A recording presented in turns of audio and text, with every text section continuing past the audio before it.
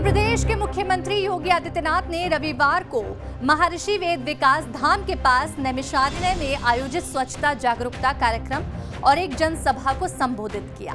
इस दौरान उन्होंने सीतापुर के विकास के लिए 550 करोड़ से ज्यादा की परियोजनाओं की सौगात दी। इसके साथ उन्होंने 51 करोड़ की 29 परियोजनाओं का लोकार्पण और 440 करोड़ की 45 परियोजनाओं का शिलान्यास किया।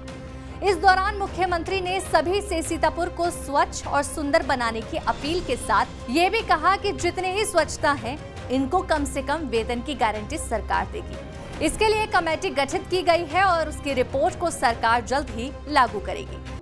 दुनिया के प्राचीनतम ग्रंथ देने का श्रेय भारत के ऋषि मुनियों को है। हमारे ऋषि मुनियों ने अपनी आध्यात्मिक साधना से जो सिद्धि प्राप्त की, उसे आने वाली पीढ़ी के लिए ज्ञान की धरोहर के रूप में सजो करके उन्होंने हमें प्रदान किया। सीएम योगी ने कहा कि आजादी के बाद इस पवित्र भूमि की अपेक्षा की गई है।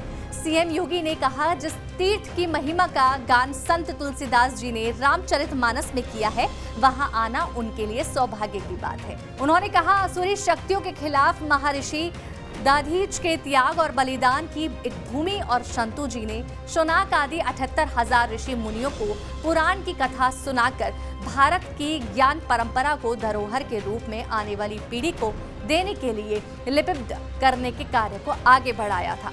मगर आजादी के बाद से इस पवित्र भूमि की अपेक्षा की गई है। आप सब ने आशीर्वाद दिया, हमारे माननीय सांसद विधायकों ने प्रयास किया। आज डबल इंजन की सरकार नेमिष तीर्थ को फिर से विश्वविख्यात तीर्थ के रूप में विकसित करने के अभियान को आगे बढ़ा रही है और अभियान के इसी अभियान को एक नई कड़ी जोड़ने के लिए हमारे माननीय जनप्रतिनिधियों ने जो प्रयास किया, उसी का परिणाम है कि नेमिष तीर्थ के साथ साथ जनपद सीतापुर की 550 करोड़ रुपए की परियोजनाओं का आज यहाँ पे शिलान्यास और लोकार्पण का कार्यक्रम भी संपन्न हो रहा है। महर्षि वेद व्यास का आश्रम हो या यहाँ के अन्य पवित्र तीर्थ की सदैव अपेक्षा की गई है। यहाँ जैसा विकास होना चाहिए था वैसा नहीं हुआ, मगर आज डबल इंजन की सरकार नैमिष तीर्थ के विकास के लिए महाअभियान चला रही है। नैमिष तीर्थ के साथ साथ सीतापुर के लिए 550 करोड़ की परियोजना की शुरुआत हो रही है। मुख्यमंत्री ने कहा, आज पूरा नैमिष तीर्थ चमक रहा है। हमें अपने तीर्थ को पूर्वा और त्योहारों के समय ही नहीं बल्कि सामान्य समय भी स्वच्छ और सुंदर बनाए रखने चाहिए। महात्मा गांधी को समर्पित स्वच्छ भारत अभियान के जरिए प्रधानमंत्री नरेंद्र मोदी ने स्वच्छता के भाव को घर घर पहुंचाकर जन आंदोलन बना दिया है। पहले इस मौसम में कई तरह की बीमारियां होती थी, जैसे मलेरिया, हैजा, डायरिया, चिकनगुनिया, लेकिन जब से स्वच्छता एक जन आंदोलन बना है, तब से मलेरिया हो या फाइलेरिया, डेंगू हो या चिकनगुनिया, सभी बीमारियां लगभग खत्म की जा चुकी हैं। आप अनुमान कर सकते हैं, गरीब कल्याणकारी योजनाएं बिना भेदभाव के, उसकी जाति देख करके नहीं, चेहरा देख करके नहीं, बल्कि हर गरीब को शासन की योजना के साथ जोड़ने का कार्य हो रहा है। बिना भेदभाव के हो रहा है और बिना भेदभाव के शासन की योजनाओं का लाभ प्राप्त करने का परिणाम क्या है? आज विकास की बड़ी बड़ी योजनाएं यहां पर आ रही है। मुख्यमंत्री ने यह भी कहा कि बिना किसी भेदभाव के शासन की लोक कल्याणकारी योजनाओं के लाभार्थियों का विशेष तौर पर उल्लेख किया। उन्होंने कहा, आज कोई भी ये नहीं कह सकता कि उसे कोई पूछने वाला नहीं है।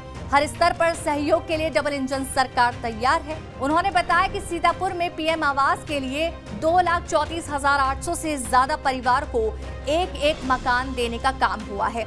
इसके अलावा 70,16,500 से ज्यादा परिवारों को शौचालय, हर घर नल का कनेक्शन और जिला योजना के तहत 5,78,900 से अधिक फ्री रसोई गैस कनेक्शन, 55,000 बेटियों को सुकन्या योजना का लाभ दिया गया।